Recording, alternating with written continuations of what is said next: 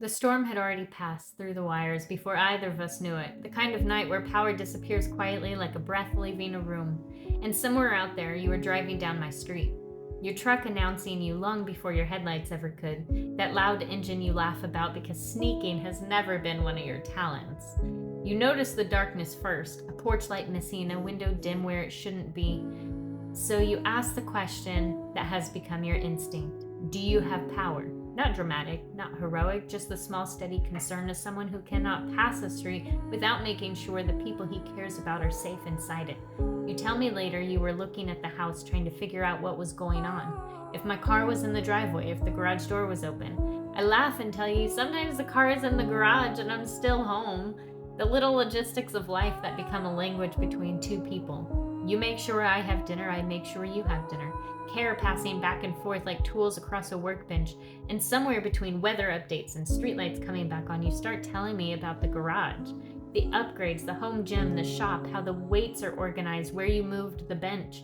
The quiet pride in a space you built with your own hands, even though you shrug it off like it's nothing special.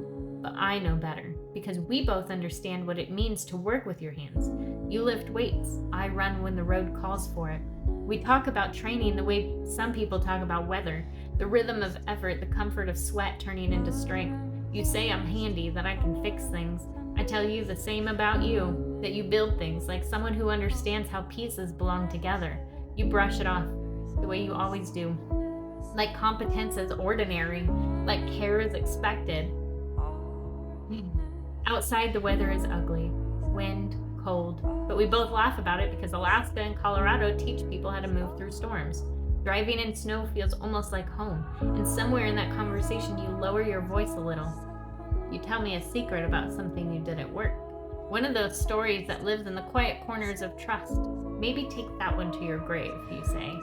And then you ask for one in return, so I tell you about my first love, about the things that shaped the way my heart learned to show up for people.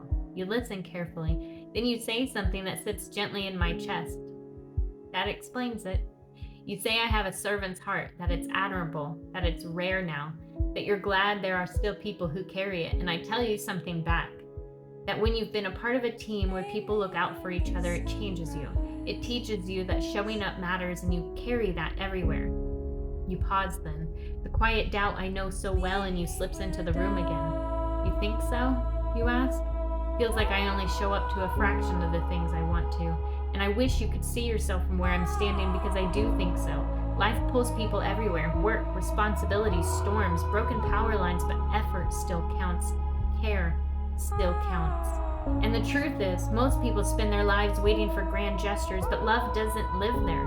Love lives in the small things, driving down a street to check if the lights are on, making sure someone has dinner, talking about where the car is parked, sharing secrets in the quiet between storms.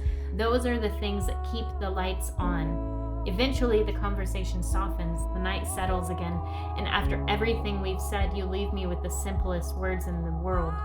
Good night. But in them, I hear everything else you never say aloud. I checked the street, I made sure you were safe. I'm still